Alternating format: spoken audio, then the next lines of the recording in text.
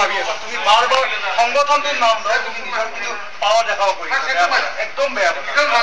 মই এজন গায়ক অলৰেডি ভিতৰতো কথা মই এজন গায়ক আৰু মই এটা সংগঠনৰ দায়িত্বত ময়ো থকা সংগঠন উপস্থাপন ৰখা কি লাগে মই নিজে কি লাগে তুমি মই এগ্ৰিমেণ্ট সহি কৰা আছো তেতিয়াহ'লে তুমি কিয় কথা পাতি আছা কিন্তু মোৰ দায়িত্ব আছে যদি দায়িত্ব আছে তুমি দায়িত্ব দিয়া আৰু পেমেণ্ট কৰা ক্লিয়াৰ মই বিচাৰিছো সংগঠনটো বদনাম হ'ব নালাগে তেতিয়াহ'লে তুমি কৰা ভাল কিন্তু মানুহ বদনাম এটা গান পাৰফৰ্ম নকৰাই আপোনালোকে ইমান পাৰফৰ্মটো তোমালোকে কৰি আমি কৰিব ৰেডি তুমি কৰিব দিয়া মানুহতো আমাৰ 40 জন মানুহ আমাক সুবিধা দিয়া নাই 40 জন মানে কিয় হ'ল আপোনালোকৰ ইমান ডাঙৰ অৰ্গেনাইজ এটা তুমি ইমান ডাঙৰ কথা কৈ আছা ৰাইজৰ সঁহাৰি নাই সঁহাৰি কিয় নাই তেতিয়াতো তোমালোকৰ ক'ৰবাত ভুল আছে ৰাইজে এইকাৰণে তোমালোক সঁহাৰি জনোৱা নাই সেইটোৱে বুলি তুমি আৰ্টিষ্টবিলাকক মানে দুখ দিবা নেকি নকৰিবা নিশ্চয় আমি অগ্লিক with that we have something শুনা ইংলিছ আমিও জানো মই এটা ভালকৈ কোৱাচোন বুজিছে নাই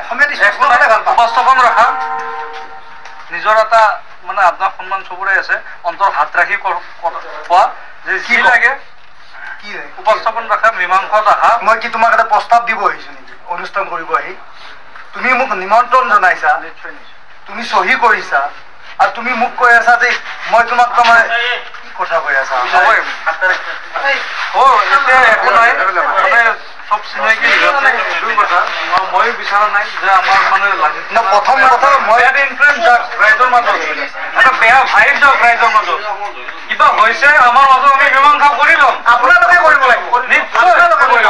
মীমাংসা হ'লে ৰেডি কিন্তু এনেকে মানে মিডিয়াৰ মাজত হেৰি কৰি কোনো আপোনালোকে কৰক এইটো মানে সোনকালে কৰক মিডিয়া কথাটো মিডিয়াই ক'ব মই আমিতো এতিয়া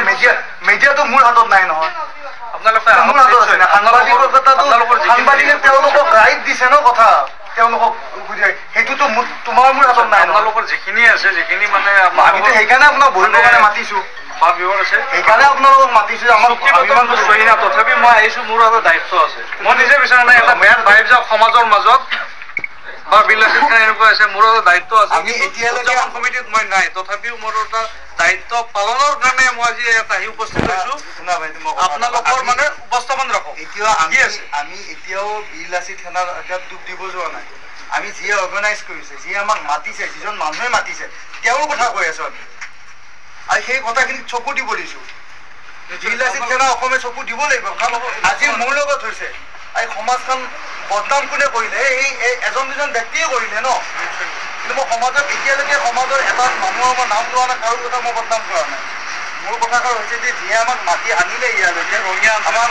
এটা মই দায়িত্ব দিছিলোঁ মই যিহেতু মই কামৰূপ ডিষ্ট্ৰিক্ট সমিতি গ্ৰামৰ মই ছেক্ৰেটাৰী সেইটো শুনিলো মই বহুতবাৰ শুনিলো তুমি মই আজি ৰঙীয়া আঞ্চলিক মই দায়িত্ব দিছিলোঁ তেখেতে দায়িত্ব নিজৰ নিজৰ দায়িত্ব সকলে পালন কৰিব নোৱাৰিলে কি কাৰণ নোৱাৰিলে অহাকালি এখন দলীয় খবৰ ৰাখিছোঁ তাত আহিলে হ'ল আপোনালোককো সেইখিনি কথা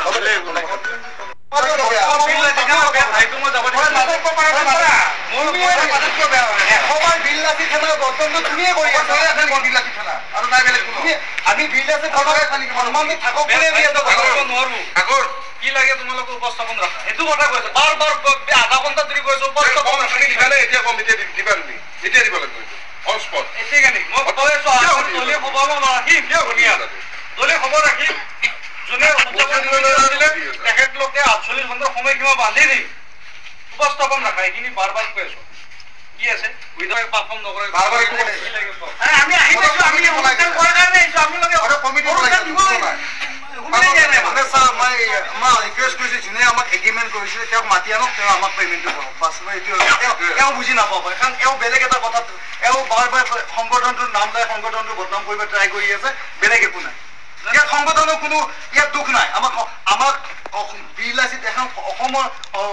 সমিতিৰ আমাক এজন ব্যক্তিয়ে মাতিছে এটা সংগঠনৰ নাম লৈ দুজন ব্যক্তি বদনাম কৰি আছে বদনাম কৰি আছে মই বুজিলো এইকাৰণে কথা মানুহ বহুত আছে তাত এটা সমাজত ভাই হিচাপে যাতে আমি কথা কৈ আছা মই তুমিয়ে কৈছা মই এবাৰো মুখে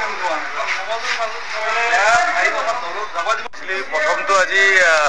অসম দিৱস আমি সকলোৱে জানো 2 ডিচেম্বৰ আৰু 2 ডিচেম্বৰ দিনটো আমাৰ কাৰণে অসমবাসী ৰাইজৰ কাৰণে এটা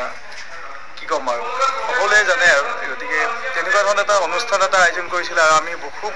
এটা আশা লৈ আৰু খুব এটা মনত আনন্দ লৈ এই অনুষ্ঠানটো পৰিৱেশন কৰিম বুলি আমি ইতিমধ্যে 7:30 মানত আমি আহি পাইছোঁ আমি গোটেই আমাৰ টিম আহি পাইছোঁ আহি পাই দেখি আমি সুধি আছোঁ অনুষ্ঠানটো আমাক কেতিয়া দিব কাৰণ তেওঁলোকৰ দিলে হৈ আছে অলপ পিছত দেৰি হ'ব আৰু অলপ টাইম লাগিব বুলি তেনেকুৱা ধৰণৰ কথা হৈ আছে গতিকে আমাৰ ইভেণ্টৰ ফালৰ পৰা বাৰ সুধি আছে ৰুদ্ৰাক্ষৰ ফালৰ পৰা যে আমাক এটা অনুষ্ঠানটো কেতিয়া দিব তাৰপিছত যেতিয়া দেখিলোঁ 10:30 বাজি গ'ল ক'লে যে আমাৰ কোনো কমিটি কোনো মানুহ নাই কিবা নাই কাৰণ আমি শ্ৰদ্ধা কৰোঁ বীৰ লাচিত সেনা অসম বুলি ক'লে আমি শ্ৰদ্ধা কৰোঁ কাৰণ আমাৰ সেই মহান ব্যক্তিজনৰ নাম তাত সোমাই আছে লাচিত বৰফুকন ডাঙৰীয়া নামটো সোমাই আছে সেইটো এটা আমাৰ কাৰণে অসমখনৰ নাম সোমাই আছে য'ত অসম দিৱস আৰু চুকাফা যিটো দিনটোত যিটো অসম দিৱস হিচাপে আমি সকলোৱে পালন কৰোঁ আজি এই পৰিস্থিতিত মই নিজৰ লজ্জিত মই বহুত দুখ পাইছোঁ মানে একচুৱেলি ময়ো ধৰক লাচিত দিৱস হওক আমাৰ অসম দিৱস বিভিন্ন অনুষ্ঠান প্ৰতিষ্ঠান কৰিছোঁ অসমৰ বিভিন্ন ঠাইত কৰিছোঁ কিন্তু আজি কি কাৰণত কিয় এনেকুৱা হ'ল মই একোৱে বুজিব পৰা নাই আৰু কাৰণ বুজিবই পৰা নাই তাৰ বাবে তেওঁলোকক সুধিছোঁ আমি এগ্ৰিমেণ্ট আমাৰ লগত কোনে কৰিছিলে তেওঁৰ নামটো কি আছিলে আমাৰ ভাইটি মৃণাল আছিলে তেওঁ এগ্ৰিমেণ্ট কৰিছিলে আৰু আমাৰ দিগন্ত আছিলে গতিকে তেখেতে আহি আমাক কৈ আছে যে কমিটিৰ কোনো মানুহ নাই গতিকে আমি কি কৰিম এতিয়া আমি আপোনালোকক পে'মেণ্ট দিব নোৱাৰোঁ তেনেকুৱা ধৰণৰ কথা আৰু গতিকে উপায় নাপায় এতিয়া তাত অলপ পৰিস্থিতিটো অলপ বেলেগ অন্য ৰাইজ আছিলে মানুহ গোট খালে তো আমি এফালে যায় এটা সংগঠনৰ কথা আছে আৰু আমাৰ শিল্পীসকলৰ কথা আছে তো সেই কথাখিনি ভাবিয়ে আমি থানালৈ আহিলে যাতে এটা আলোচনা কৰি যাতে আমাৰ শিল্পীসকলক যাতে এটা যিহেতু মই কোৱা নাই যে যিহেতুকে তেওঁলোকে কি কাৰণত নোৱাৰিলে কিয়নো এইটো তেওঁলোকৰ ব্যক্তিগত কথা মই তাত সেইবোৰ ক'ব নাযাওঁ কাৰণ এটা সংগঠনৰ এটা সন্মান আছে সংগঠন লৈ আমাৰ মোৰ দায়িত্ব আছে সেই সংগঠনখনৰ মোৰো যিহেতু অসমৰ নাম জড়িত হৈ আছে মই অসমৰ এজন শিল্পী কিন্তু ঘটনাটো কিয় হ'লে সেইটো মই একচুৱেলি অসম আমাৰ বীৰ লাচিত সেনা যিটো যিসকল দায়িত্বত আছে উচ্চ বিষয়াসকল যিসকল আছে আমাৰ তেওঁলোকক ক'ম যে এনেকুৱা ঘটনা যাতে আৰু নেক্সট কোনো অনুষ্ঠানত নহয় আপোনালোকে অলপ চকু দিব আপোনালোকে অলপ নজৰ ৰাখিব আৰু মই বিশেষকৈ শৃংখল চলিহা ডাঙৰীয়া আপোনাকো কৈছোঁ মই আপোনাক ব্যক্তিগতভাৱে ভাল পাওঁ কাৰণ আপুনি এজন জাতীয় সত্তা জাতীয় সংগঠনৰ এজন লিডাৰ কিন্তু আপুনি অলপ চকু দিব লাগিব কাৰণ আৰু ৰঙিয়াখন এনেকুৱা এখন ঠাই ইমান মিলা প্ৰীতি আৰু ইমান এটা মই বিভিন্ন অনুষ্ঠান ইয়াত ৰঙিয়াত কৰিছোঁ কিন্তু মই আগে পিছে কেতিয়াও এনেকুৱা ধৰণৰ কেতিয়াও হোৱা নাই মোৰ লগত আজি মই 20টা বছৰ মই গান গালোঁ 20 বছৰ মই কেতিয়াও এনেকুৱা ধৰণৰ পৰিস্থিতিও হোৱা নাই য'ত আহি অনুষ্ঠান কৰিব লগা নহ'ল তাৰমানে কেতিয়াবা হয়তো কিবা বিজুতি ঘটিছে সেইটো বেলেগ কথা কিন্তু আজিতো ইয়াত তেনেকুৱা কোনো ধৰণৰ পৰিস্থিতি হোৱা নাই তথাপিতো প্ৰগ্ৰেম কিয় নহ'ল বুজি নাপালোঁ আমাৰ যিজন এগ্ৰিমেণ্ট তেওঁক আমি সুধিলোঁ তেওঁক আমাৰ অচি ছাৰে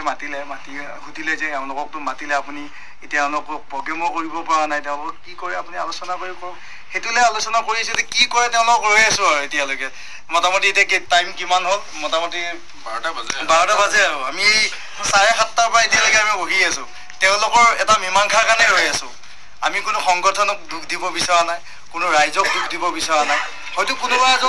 এজন ব্যক্তি হয়তো থাকিব পাৰে যাৰ হয়তো দায়িত্বত লোৱাত চাগে ক'ৰবাত ভুল হ'ল নেকি নে কি হ'ল নাজানো ক'ত কি ভুল হৈ থাকিলে তো সংগঠনে বা এই আজি আঞ্চলিক যি ৰঙিয়া যি কমিটি আছে তেওঁলোকে এটা বিবেচনা কৰি আমাৰ শিল্পীসকলক এটা আলোচনা কৰি আমাৰ ইভেণ্টৰ লগত কথা পাতি আমাক বিদায় কৰিলে আমি সুখী হ'ম আৰু মই সেইখিনি কামনা কৰিছোঁ